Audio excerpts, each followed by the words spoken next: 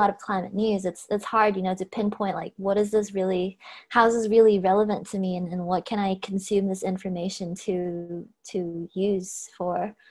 So that's another thing, and I mean, I don't want to like over dominate the conversation, but the last thing I'd like to point out is like, for Thailand, you know, people get really emotional. People love drama, love human faces, which for a long time, climate change and a lot of environmental reporting has lacked. Environmental issues here often come as like, oh, it's about saving trees, about saving wildlife and animals, and so people don't really see that human face to the stories, which, you know, we are beginning to get more of that, of like natural disasters and people losing homes. Also, although that kind of association and connection is still very hard for a lot of people to make. And even for public media, that's mainstream media, they report on natural disasters or irregular weather patterns, but they don't really make that connection for people. They don't really talk about it in like that climate angle, but rather as isolated events. Yeah, so Fifi, how about you? Is it the same in Indonesia, or do you have another thing you have in mind? Well, basically it's the same, but I think there's, in my case, of course, in Indonesia, because there's a different atmosphere in 2008 or 2009 when I started to report climate change to what happened at the moment. In 2009, people always considered climate change as something so very exclusive. It's something that's not really like, you know, on the ground. It's so rich people problem. But at the moment in 2021, I think there's a change of that kind of direction, because in Indonesia, we can see or we can hear reports about the officials talking about that climate change is here. The mainstream media is talking about climate change is here, considering a lot of disasters and that's going on. So it really is taking a very long time, because at the moment, I think in 2009, people hasn't really related, like if you're having rising temperature, it could like cause a very hot in your neighborhood, and then it could, you know, increase the risk of diseases like malaria and everything. Or especially like Jakarta having the issue of flooding, that Jakarta could be inundated in the year of 2030, for instance. And now it's really like everyone is facing that, because climate change basically by definition is a very long term to see the threats. And unfortunately, the danger and the threats that we are seeing is now really happening, and that's a wake-up call. It's a bit late, but it's something that's happening at the moment, at least in Indonesia. But of course, it's still really hard to report on climate change because it's not something tangible. You can see the disaster, but you can't really predict it. Like you can say that the weather agency could say, oh, tomorrow is going to be having extreme weather.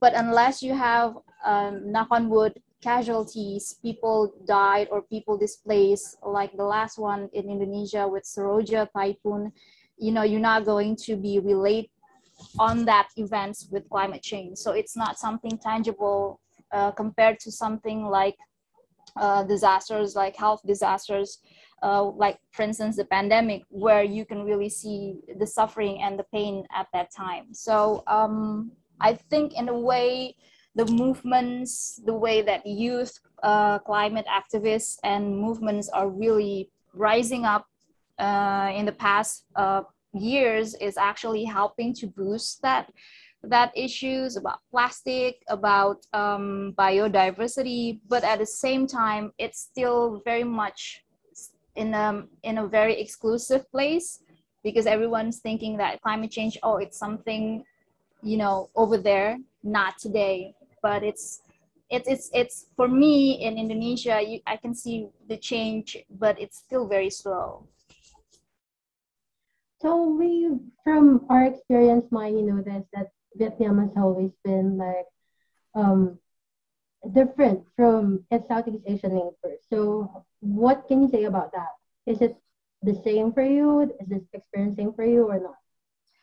Actually, a lot of the points I was gonna say have been covered by Fifi and Lynn. So I'm gonna touch on something a little bit more practical, which is, I think, a big challenge for journalists who want to write about climate change well is, frankly, there aren't enough sources to quote on climate change. I was doing also a media research on energy and climate coverage with Climate Tracker and a group of journalists and media researchers last year. And what we found was a lot of journalists in these Southeast Asian countries, Vietnam, as well as Thailand, Philippines, Malaysia, Indonesia, main sources that were quoted were people in government and people in business. And after a while, that gets really boring, to be honest. When journalists go out there and try to see, the more academic science-based, independent scientists to quote, or when they want to look for NGO voices to quote, I think, first of all, when it comes to scientific voices on climate change, like, obviously there are very highly experienced scientists in all of these countries with a lot of expertise on these topics. But I don't think there's yet a culture where they actively reach out to the media, or where they're sort of trained on how to communicate with the media in a way that would be understandable for journalists. You sort of don't have, the equivalent of Michael E. Mann, like, going on Twitter or Facebook, like, writing about climate change every day with a lot of stuff that's very easy for the journalists and the public to pick up on. And I think in Vietnam and also these Southeast Asian countries, there's a bigger barrier between academia and journalists and the public. And I think breaking down that barrier so that, more scientists make themselves available to journalists, more journalists find these scientists in order to have in-depth conversations and not just like merely, quoting one sentence that they write on a press release in ways that would engage readers more. I think that's very important. And then when it comes to NGOs, I think the Philippines actually is a very great example and sort of an outlier when Climate Tracker does these analyses, right? I was reading the one recently on plastic, and the ones that I was directly involved with on energy and COVID-19 and climate reporting, we kind of found the same thing where in the Philippines, there is a lot of NGO involvement and networks that are more vocal about these issues that journalists can quote. And so we find more articles there that quote from a diverse perspective and community voices, etc. But then in other countries, Vietnam included, you're starting to see some NGOs, but there's not enough diversity of them working in different fields and doing different things surrounding climate change. Like when I was looking at energy, one NGO was quoted a lot when in articles that talked about the benefits of renewable or the health impacts of coal, but it was one NGO repeated again and again. And at some point, even these journalists are like, okay, like, do I know that I can trust this NGO? Because it's only them, like, it's only one source that's taking this other stance, like, I can't find other NGOs or a lot of other voices to corroborate with them. So I think that's like sort of structural issues that are almost like outside of the journalist's control. But one of the action points that were proposed in Climate Tracker's media research was if there's more synergy and connection between these different Southeast Asian countries, and maybe if journalists from Vietnam can access NGO voices from the Philippines. Obviously, it's still a different national context, but there are still some overlaps. And hopefully that's a way to diversify and increase the quantity of sources that journalists can go to approach climate change in different ways. Yeah, let me build on that point, but I wanted to ask our audience to like maybe turn on your camera because there's a chance we wanted to like you to talk to you guys as well. We are actually joined by some NGOs from the Philippines. I can see Jansen here from BFFP and from Greenpeace, Angeli. Angeli actually also sent us a question about, Angeli, do you want to ask your question?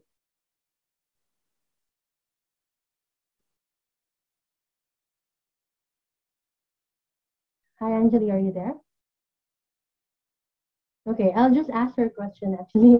Her question is, we want to always bridge the gap between NGOs and journalists, right? So she wanted to ask us journalists on how can we work together? Um, maybe my How can NGOs work with journalists? I think that's a very interesting question. Um, Obviously, there would be different examples and more broader answers, and I hope to hear from everyone else's voices as well.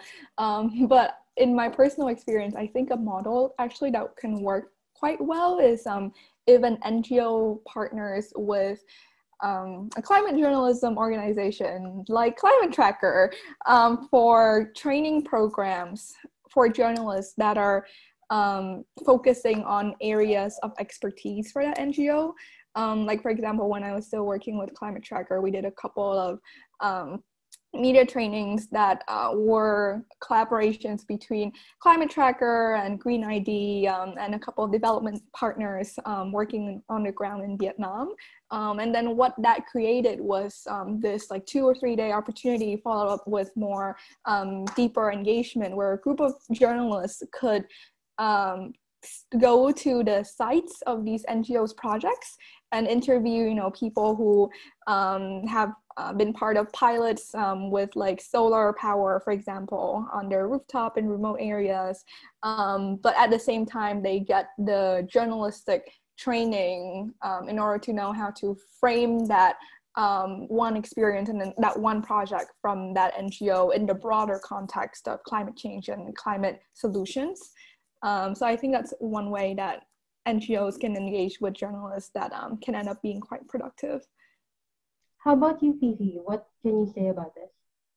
Well, NGOs are always been the friend of journalists if you're talking about climate reporting, because you don't really actually have a very, accessible data because of the government, trying to have, so it's really, really, it's a second to nature when journalists, especially environmental journalists, actually would have to reach out for NGOs first for the first source because the NGOs are working, most of the NGOs in Indonesia working on the ground with the grassroots people. So they know exactly the problem, they know exactly the issues are.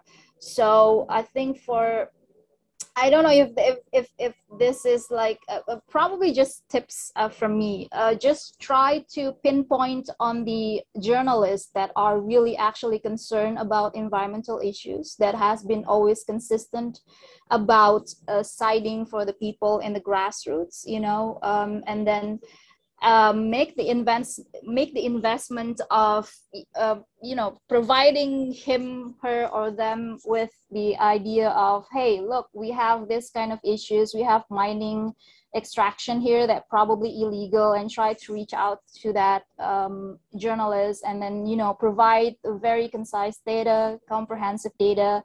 And then the second tips would be to allow the journalists to get on with their work, because I can see in the field, sometimes the journalists can be interfered, not just by the NGOs, but also from the government officials, organizations, other organizations, saying that, I want you to write this, I want you, to, this is a problem, can you write it like this? No, journalists are not working for the press release, but it's really good if you can provide them with the first source of, hey, this something is going on in this island, this indigenous peoples, indigenous communities are getting pressured, we have the data, we have the people that you want to contact, do you think that you wanted to follow up on this, or also bring a press release? That's one thing if you wanted to collaborate with the journalists, especially environment. So pinpoint the people that were really concerned about the issues, and then making sure that you have a very solid data, very solid issues, very solid sources, and let them do the work and let them handle, because I think journalists know what to do next. I think that's for me. Okay, so I want to actually answer for the Philippines, but I can see that there are many Filipino journalists out here. So Maverick Conde used to be one of our fellows, is also here. So maybe Maverick, you can share your experience. Hi, can you hear me, Yes. guys? Okay, so hi, Ben, and hi, everyone.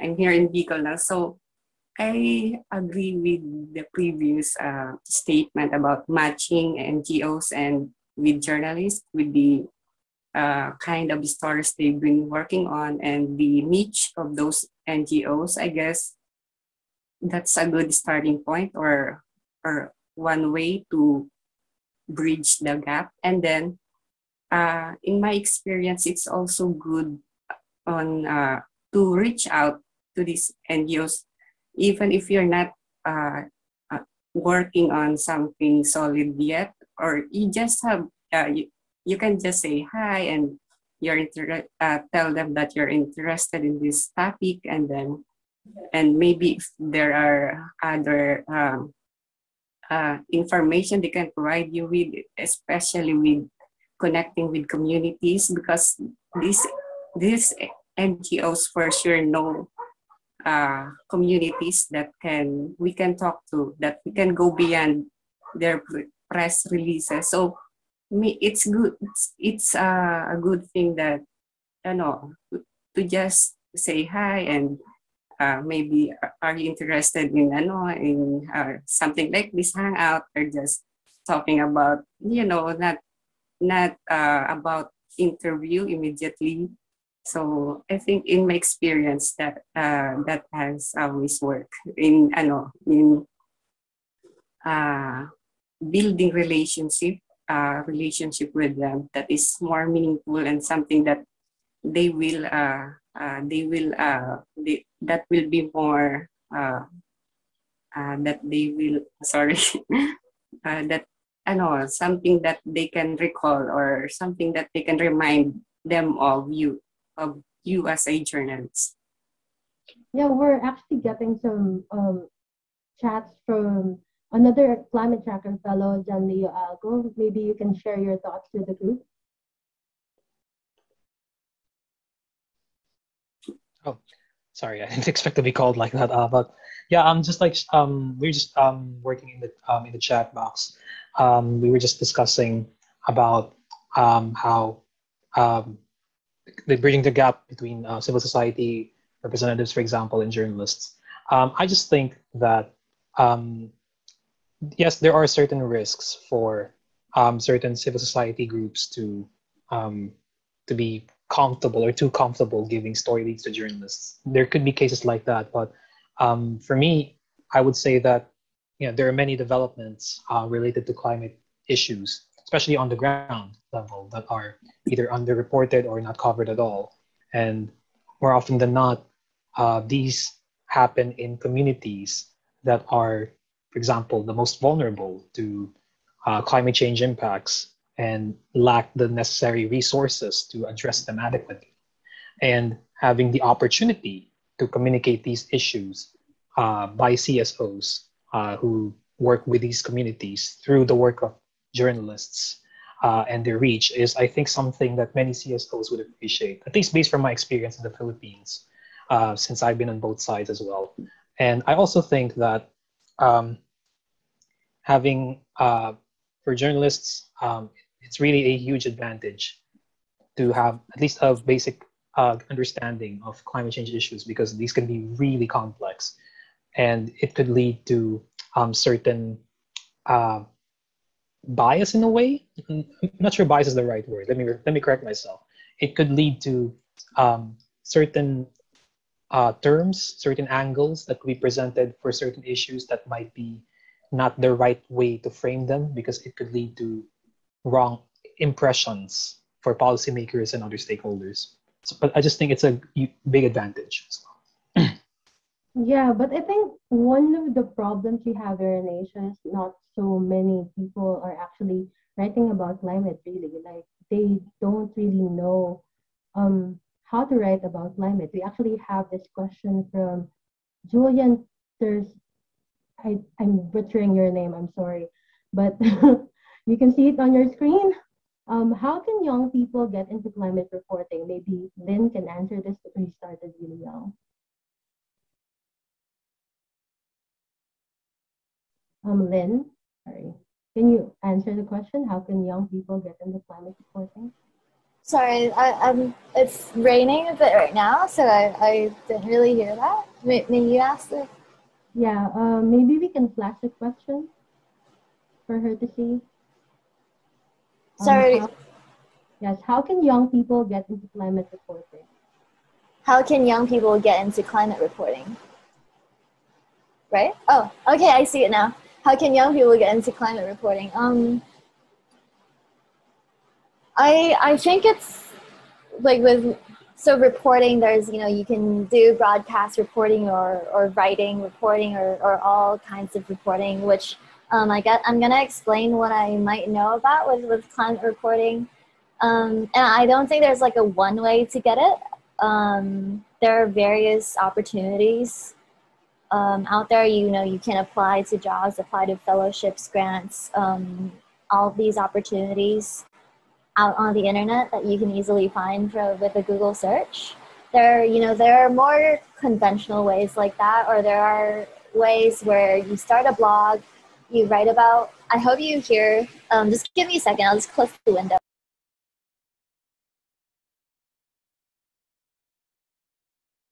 Sorry about that. But yeah, I think sometimes these things also rise out of your personal, genuine interest in things, where, say, you're really interested in climate change and writing about it. So you start this blog, this personal blog on Instagram or on your own website, and you start to build your audience from there. Or you're really good on social media, you're tech savvy, and then you start tweeting about all these climate news that's going on at home, and that's where you start to gain a following. So I think everyone has their own method of doing it. I guess to give you like the clear-cut advice and practical ways to do it is the straightforward way is just to apply for a climate journalism job. I know that Climate Tracker has a lot of opportunities available all the time. And yeah, but I think that the most key thing of it all is to simply do it. If you think about what kind of job you want to have, say you're like, oh, I really want to get out there and cover climate issues. So what you have to do is literally to get out there and cover climate issues. There's that first step of doing it, covering the story, and then you can then later worry about like, okay, where is this going to go out? Or I mean, I guess they both come at the same time too. Before you start to write a story, you need to know who your audience is. So yeah, but I advise that you just go out and do it and practice and learn and experiment from doing it. Yeah, I think every one of us started like really experimenting about this. So we have another question from Arvin Omak. What avenues are a good place to start storytelling about climate change? Maybe Mike can answer this question. Oh, I was actually going to answer the previous question because I had something to add as well. Yeah, just really quickly, I was going to say, I think for young climate journalists, it's also very important to make sure that you have a skill, like the skill set there. Because I agree with Lynn, like for sure, it doesn't really matter too much nowadays, like the medium, like if you want to reach young people, like journalism on social media, if you do it well, is also a very legitimate like form of journalism, right? But I think what differentiates that from someone who's just, a climate writer or blogger is that you're actually applying a more rigorous journalism ethics standards. Like you're not just writing from your own observations or what you think or what your feelings are, but you also need to make sure that there's the level of fact checking, there's the quotes there's you go out and try to interview experts and people on the ground, et cetera. And I think like climate journalism is journalism, right? So you need to make sure that aside from caring a lot about this particular issue, you also have the background that's needed to do it well. And I'm not in any way implying that like you have to it's not that you only can get that with age. Like there are ways of getting that without currently being in journalism school. But you need to go out there and make sure that, you know, maybe take online classes or get exposed to climate journalism fellowships and opportunities where you get the skills training that's necessary. And you're gonna mess up, like definitely as a young journalist. Like you're gonna mess up for sure, and I think learn from your mistakes, and be ready to, you know, just pick up your things and move onwards and continue doing what you love, despite, you know, things that might happen on the way. Don't let that get to you is another thing I want to add. But back to the second question was, what are some avenues where you can write about climate journalism, right? So I think definitely there are more publications that are dedicated to climate journalism, and it, as a young person starting out, it would probably be easier to pitch to those places that already have a specific interest in this issue than just, you know, the largest mainstream newspaper in your country. So I'd recommend like starting out there first, and then build your network, build your portfolio of articles, and then once, you know, you feel like you're confident enough, then obviously there's a lot of value to trying to freelance or write for more mainstream newspapers as well, because then you reach a larger audience that way. Okay, so we're actually joined by former Climate Tracker fellows, and one of them is Val, who actually started his organization of his own, and it's the Association of Young Environmental Journalists. So maybe, Val, you can share your experience with us.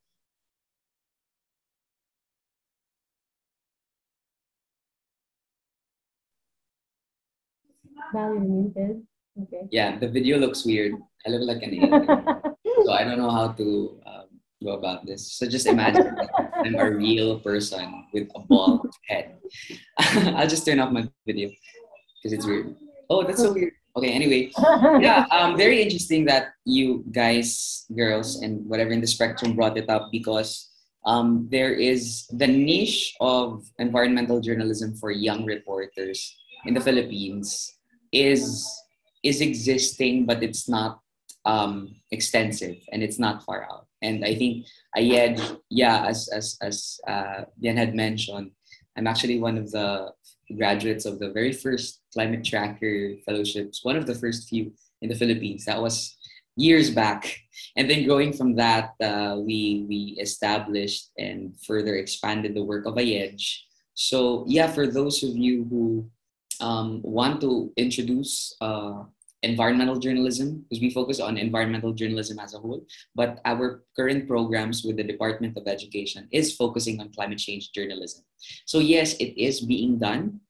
There is a niche and an interest and a slight demand for environmental journalism among younger people. So that's why now the attack or the clamor is to get environmental journalism into the secondary education, into high school levels in the Philippines, because environmental journalism is being offered as an elective in college in numbers that I can only count with my fingers. Like only 3 universities maybe offer environmental journalism.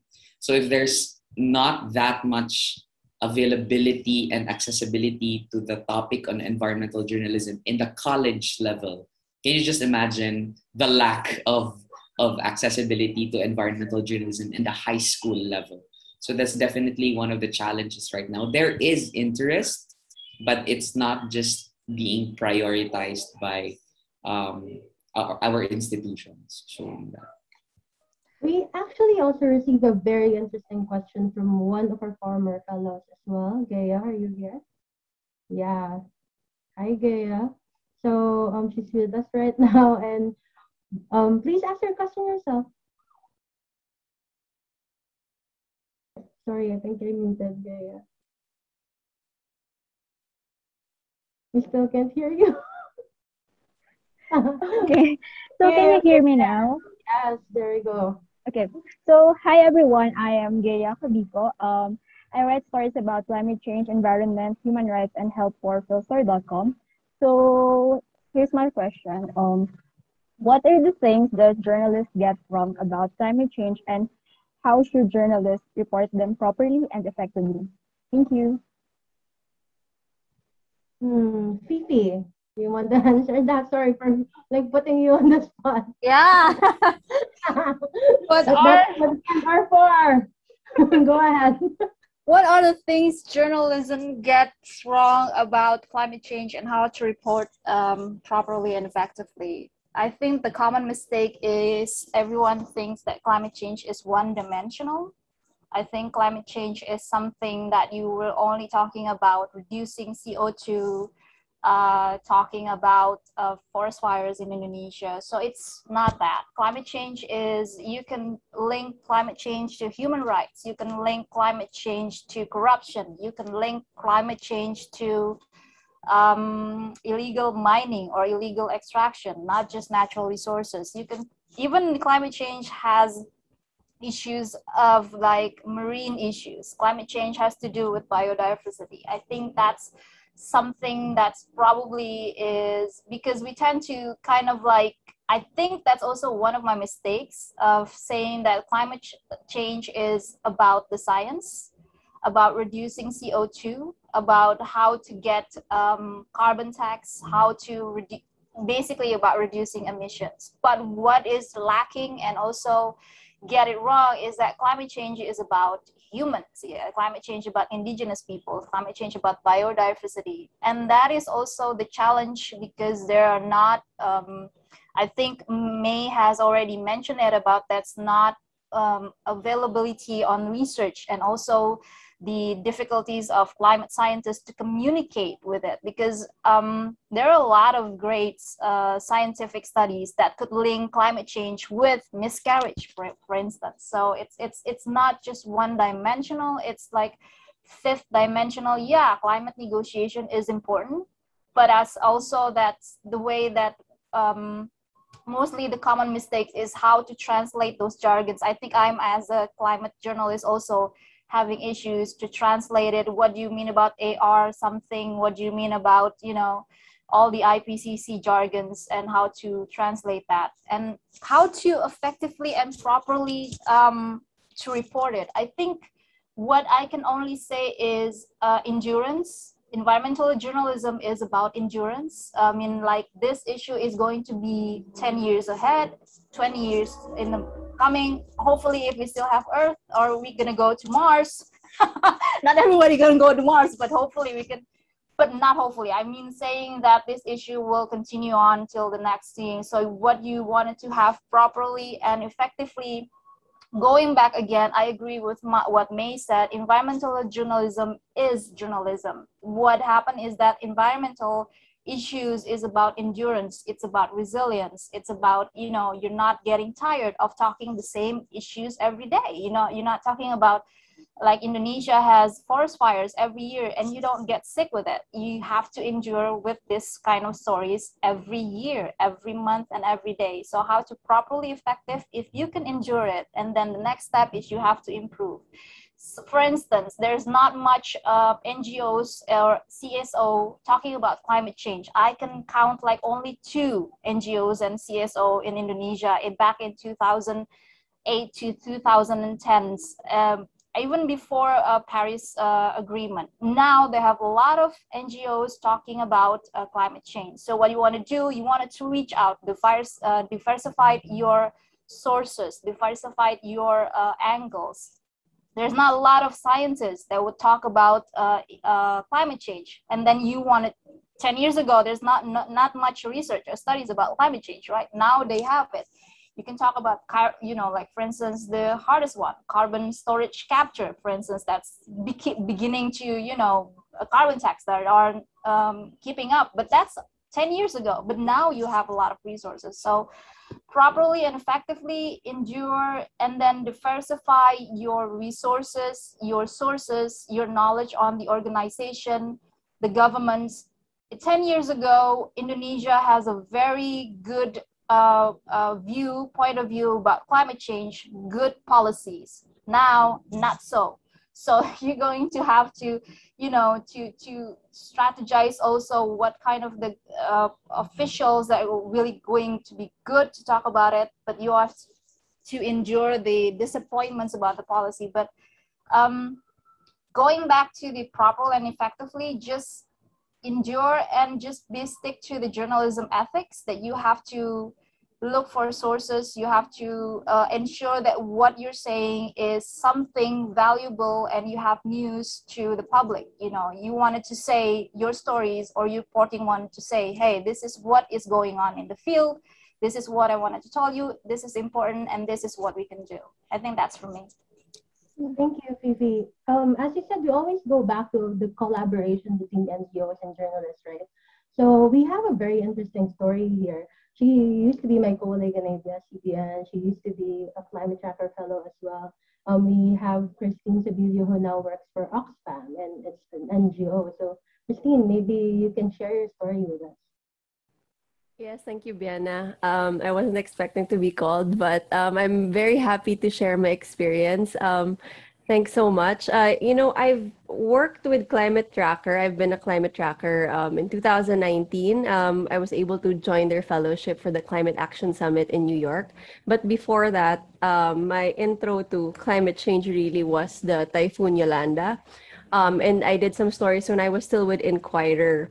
And I covered the Paris Agreement on another fellowship. But at the time, I was starting out, and it was really the Climate Tracker people who were also helping me out. So there's Gisette and Denise, who were Climate Tracker alumni. Maybe you know those guys. And then I was with my covering the Climate Action Summit in New York. So that was a really great experience. And it really opened me up to the various I am used to covering politics before I got into science and environment, and even and for the last year I only left journalism in May this year because, to be honest, I got burnt out by COVID. It became hard for me to cover the stories that I really loved, because COVID was a necessity, and I really so to speak, I had a soul searching, and I was thinking, how can I still continue to pursue writing while focusing on the issues that I was most interested in? I was still interested in COVID and science and health, but it was just too much for me. And I felt like I wasn't, I felt guilty, to be honest, not being able to write about climate and the environment because I was one of the lead reporters for COVID. So I made a hard decision to actually leave journalism after 8 years. And I found Oxfam, which has a great portfolio of issues, including renewable energy. My colleague Cheng is here. He's actually the one handling a renewable energy campaign for communications. And it's been a great experience, and it's very interesting indeed to be on the other side of the fence and to be pitching the stories to reporters. And the network that you find in Climate Tracker is something that will stay with you, even wherever you go. And so I'm very thankful for that. And so it's quite interesting now to be on the other side with Vienna, discussing future possible projects. And so I really hope this network continues to grow. And I'm very glad to see young journalists. I see Gea and the others. And of course, those who were with us much earlier, who are continuing to influence their newsrooms, the editors and the older people in the Philippine news industry, to give more space for climate stories. So I feel like that's a challenge now for us among the younger generation of journalists. I think we all agree and we all realize the importance of climate change as a beat. To be honest, I kept saying that newsrooms should realize that climate change is going to be a major beat in maybe 10 years or so, because we'll be facing all these different disasters, and they will be ill prepared. Newsrooms are not prepared to handle they're not prepared to handle climate change reporting. So we really need to be training people. Sorry, there's an ambulance passing by.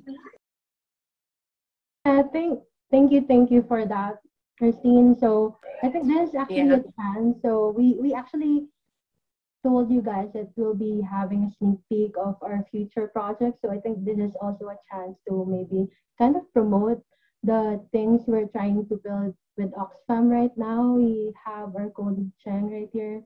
Maybe you can explain what we wanted to like do in the next week. Yeah.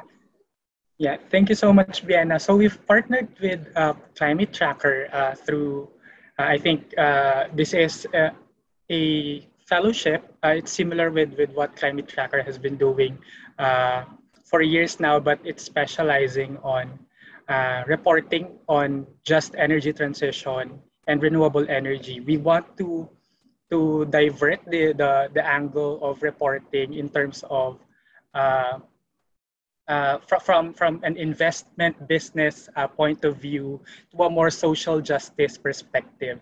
That's why we also want to provide journalists with these perspective, especially that Oxfam is very into uh, eradicating inequalities. So the intersectionalities of course, gender-based violence and how it's related to climate change, energy poverty, and the feminization of poverty in the countryside. So that's all of the issues compounded with climate justice, climate crisis. So we want to engage these journalists, Filipino journalists specifically, to report more on the social justice aspect of renewable energy and the just transition. So watch out for that fellowship. Thank you for that. So we actually want to tackle about how to actually land a fellowship with Climate Tracker. We have fellows right here, and I think one of the problems we get is sometimes we actually get the same fellows. Mai knows this. So, and one thing that I'm noticing is that it's not the problem of people trying to apply, but basically um, the application is not really complete. Like sometimes there are a problem with sharing the documents and so on. So, Mai, can you basically tell us your advice for future Climate Tracker fellows? What can they do to have like a really good application? Please remember to check the link sharing setting when you share the link to your CV. I cannot tell you how many times I've come across CV links that are just like, you cannot access this document. And it's so annoying as the person on the other side, just like trying to read your CV. Like, I really want to get to know you, but I can't. And then I know that sometimes the Climate Tracker application portal can be a little bit complicated. So I definitely use a computer when you're doing the app, and probably also write on like a word processing document and then copy paste into the app versus like writing directly there. And then if you have any difficulty, like please reach out to anyone here basically, and they guide you through the process. And the app sometimes glitches if you do it on your phone. So a lot of the times though, if you do it on your computer, it's better. Okay, so Fifi is actually screening some fellows right now, so maybe she has some thoughts. Fifi? Just make it clear on the CV, and then I guess you don't have to be perfect in your writings, on your draft. No one is. What you're doing is a mentorship, a fellowship, so you don't have to be the expert of everything. You don't have to be perfect. I guess being honest about the level of knowledge and the level of the skill will help that like the interviewers to understand where you at and what your skill. And I think that will probably the last one is just don't give up if you're not accepted, and then you have to read again about the specification, the requirements that they need, and then what they needed from you, and then try to improve again. Just I think that what I can say is just being honest, because you're applying for fellowship. Is this something that you can commit to? Is this something that you want to do? You know, because you're going to be with strangers, you're going to be with mentor for weeks or for months. I got 6 months. So just remind yourself, is this something that you wanted to go on with to improve your career or your goals in life? So I think that's for me. Okay, so how about you, Lynn? Any advice? I would actually double on that point about, you know, when you say you choose a topic that you want to work on, like make sure you do want to work on it, because there's that kind of like drive to doing something that you love, you know, not in like a cliche way or anything, but it's like it's actually more productive to work on something that you enjoy doing. You don't, there was an article where I just pitched, honestly, I pitched a story idea, and just for the sake of doing it, and compared to another story where it's like, wow, I'm truly curious about this subject. It's like a really different mode of working and a really different kind of like drive to doing it. And then you also ask better questions, which is like a really, really important skill as a journalist. So yeah, the most interesting topics, which I feel like the topics that you personally find interesting are, if you can show why you find it interesting, why you're curious about it, chances are that you're gonna also convince your editor that it's interesting. So we're actually getting really good conversation in the chat box. So maybe Val, you want to ask your question here so we can hear it? Yeah, let me just scroll up.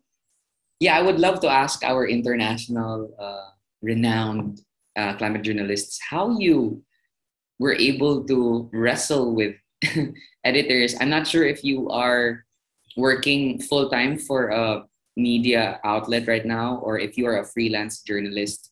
But one of the difficulties that came out after our trainings, this is like about more than 50 stories, and then we filter it down to the best stories and pitch them to national dailies and mainstream media here in the Philippines. We have had some responses, but the majority is we don't get responses from media outlets and editors. So how do you navigate through the challenge of, not getting your stories really accepted as a pitch by national dailies, if that's like what we want? Yeah, the stories are already there, but they're not seeing sun. So how do you do it? Maybe Lynn or Mike can answer that question.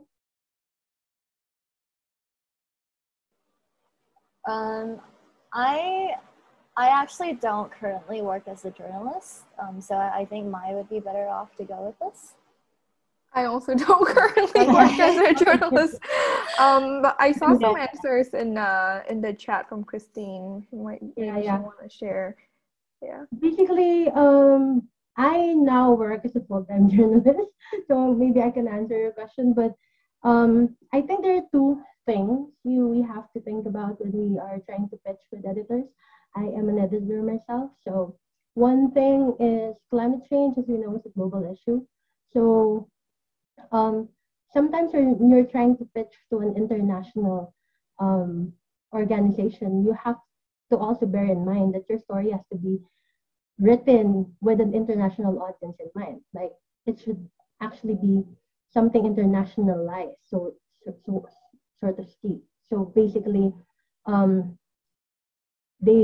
your international audience would actually won't understand hyper localized things, like maybe hyper localized issues. So if you are you're gunning for an international audience, you also have to think how to write this for them, how to actually present this to them. I am seeing some of the chats here, and I think they are actually good points from my colleagues Christine and Maverick here. I think I always try to advocate about this. Like that's why we're actually doing this project with Oxfam. It's actually a project with a reporter and an editor in mind, so they can actually appreciate the story more. I think one of the problems we need to address, especially in Asia, is that we have really good young journalists. Our young journalists want to report about climate. They want to report about environmental stories, but what's happening right now is the lack of appreciation from the editors. They don't really like it, not because they don't care about it, but maybe because they lack that kind of appreciation. That's why we organizations like us and Oxfam are trying to bridge that gap. Another thing that I can maybe advise is um, before you actually pitch to an editor or an online news site, basically think of it as you trying to win them. So you have to really build that kind of relationship. It's not really something that you say, okay, we have a free content in our hands, go and chew it. It's not like that. You really have to build that kind of relationship. They have to trust you because there's actually that um I wanted to tell this to everyone a while ago that there's really that big it's really important for journalists and maybe organizations to have that kind of relationship. A sound and good relationship will really go a long way. So yeah, maybe Christine, maybe, or Maverick, you want to chime in? Yeah, someone was asking if we recommend pitching the story to editors or sending them to general email. I think you can do both. Like to be honest, I'm quite amazed. Now I'm working with Oxfam about the media pickups we're able to get just by sending them and just try to angle it in a way that appeals to that certain publications target audience, because you have to remember there are some websites like Manga Bay who are more technical. They want more scientific stuff. GMA and ABS-CBN are very for the general public. So it has to be we don't like dumbing it down, but it has to be simplified, explained in layman's terms, and maybe try and excite the Filipino audience about something new, like a new discovery or invention, or like Pinoy pride. Those kinds of angles you have to think. You have to pitch it specifically to the type of audience that your target publication wants to get. So there's one. So the angle is very important. The second is, yes, you have to probably see which editors or which writers you should appeal to. Like, it's easy. I guess it's hard if you haven't worked in the industry before, so you don't know the people. But like sometimes what I do, I just search for certain topics and I take note of the byline, who wrote it. So when I pitch a story, but this is me talking as a comms officer for Oxfam, right? I find the right person to pitch it to. But maybe like by attending events like this, you'll get contacts and networks, and maybe asking your friends as well. I've since moving to Oxfam, I keep bugging my friends in the media industry from different networks, like, who is your editor for this one, or where can I pitch this? It doesn't hurt to ask. I think, and getting that inside track is very helpful, and getting those email addresses would be very crucial, I think, because if it falls in for example, the ABS-CBN news desk email, like 100 people have access to that, but you never know if it will fall, in the right person. You really have to find someone who actually appreciates climate change and environment stories. Yeah, so if you want to pitch climate change stories to ABS-CBN, you have me. So, kidding aside, I want to build on that. We journalists, we actually have a deadline to meet. We have a show to produce. We have really like tight time. So basically, sometimes we don't take on a story because one of the problems we have is because there are really no climate deaths in the Philippines. So there's really we don't have an archive of stories. We really can't, get something from thin air and like write a context about a story. So sometimes it can really help for maybe NGOs to help that fill that gap. So if you can provide maybe um, experts we can interview, or if you can provide maybe um, some informations or data, that would be good. And I think that's it. So that's for the Philippines, I guess. But how about in Indonesia, PC? I guess I wanted to, from my own experience, I think the problem with mainstream media is that they already have their own system. They already have their own protocols. That's true. They already have their own journalists and their own like freelancers. So the pitch that you have to send to the mainstream media, you have to really consider what kind of audience that you wanted to engage with. If you're talking about like Indonesia, for instance, they have the Jakarta Post. Yeah, they have environmental issues, environmental page, sorry, but they already have their own journalists. So you have to make sure the page is different from the journalists that are working on. And what I wanted to say is that you have to research on the media that you are aimed for, and then you have to ask, what do I want to gain from this media? Do I want it to have it exposed? Do I want it to just publish the works of this journalist? Or do you want it to say something about the articles? If you wanted to do the expose of this young journalist, I think that's you have to follow their protocols. Like for the Guardian, they have this link for pitching stories that you can do, and Monga by Yes, and also I think there's also GRIST, GRIST. Climate Tracker also have ones, but that's also basically back again. These are not mainstream media. These are specialized media. They have, like the Guardian is mainstream media, but they have environmental page, of course. National Geographic also have a page. So you have to really. So the problem is, when I was an editor, not many people will kind of like comply to the page format. So every and each of those mainstream media has their own page formats, and they are there for a reason, because the editors are very busy. They cannot look at your stories. You can pitch them like 1,000 words and they won't read it. So make sure that you research on the media or the mainstream media that you want to aim for. Know what your angle, know what the purpose of those stories.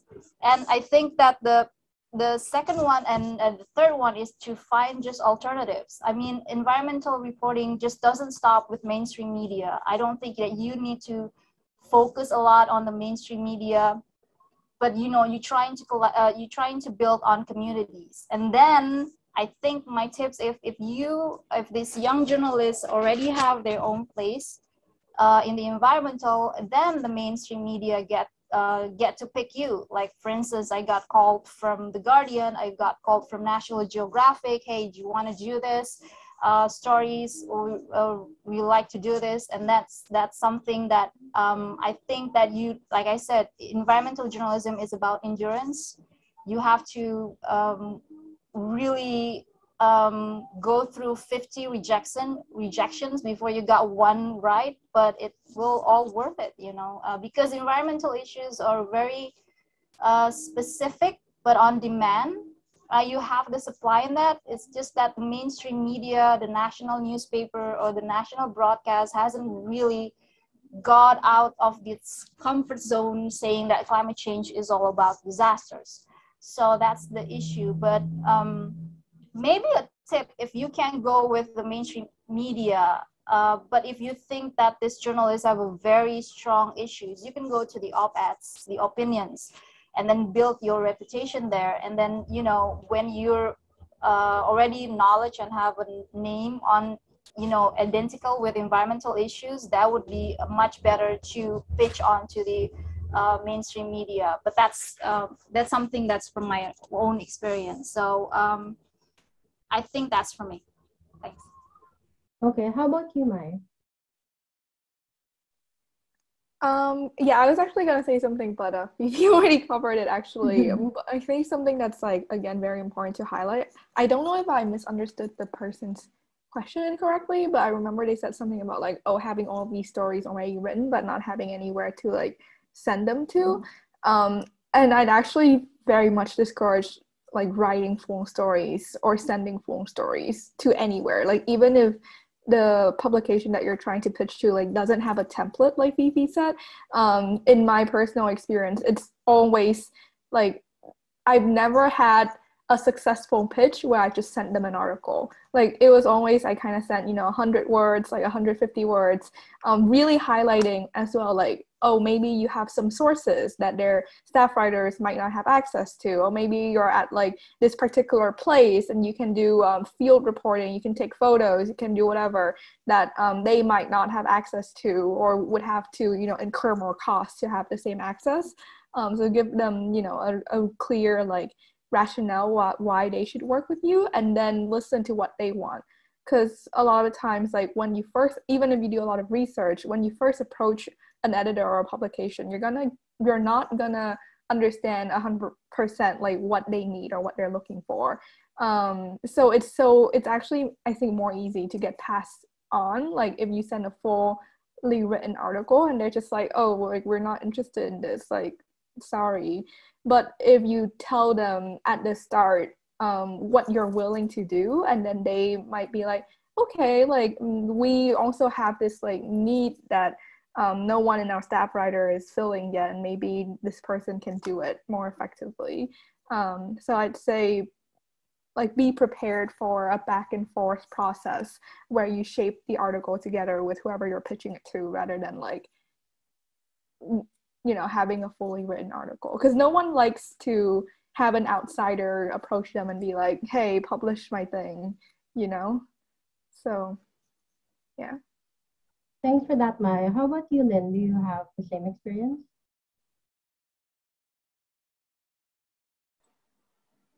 Lynn? Sorry? Yeah, sorry. Did you have the same experience as Mai? Like, how do you pitch stories to editors? Yeah, I mean, with templates, I think they can be really useful. But for me, with pitching, I found a useful thing to do would just be to think about, say, if you were an editor, if you've not seen, if you're an editor or a reader, a general reader, if you have no idea about this topic, what is a starting paragraph that you would read and you'd just be completely sucked into? I think that's a helpful way to look at it, because after all, you are writing for someone else to read, so you want to make it be quick to grab attention and then also maintain that attention. But I do think, like, I guess now, as in this Zoom call, I think we have a lot of, if not everyone here is Asian. What I've tried to do in my pitches or any sort of like application for writing, I try to bring in that perspective where, we're doing journalism in English. I'm not sure if everyone here is kind of like aiming for that English media outlet, but I'd suggest that, use your where you come from as a strength. Like, I used to think that, oh, I'm in Thailand, I'm Thai, I can't compete with all these Americans or Europeans who are already good at writing English or have like know all about their side of the world. I would say use your own perspective as an advantage, where you know what the world here is like, what's interesting, what's going to be interesting for people who don't live here. And I think that also takes a lot of like just stepping outside of yourself, because a lot of things that you see on an everyday life might seem pretty familiar with you. But say in climate, when pitching a story on the other side of the world, or like to use Manga Bay as an example, they do rainforest stories, or they do very wildlife, natural landscape stories.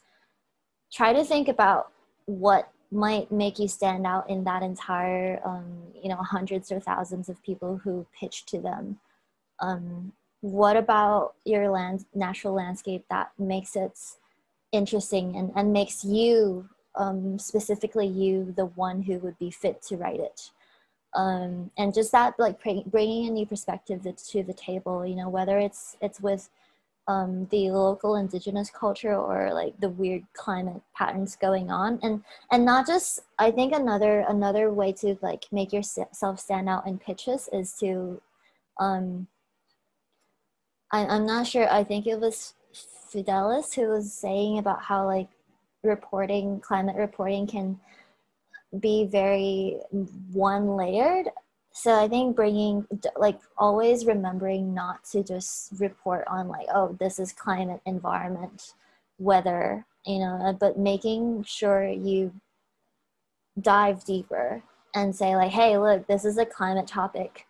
And then the impacts that go so much deeper than that. Like, for example, one story I had written was about rising sea levels. And then we hear a lot about, rising sea levels, how that impacts homes, people have to get displaced.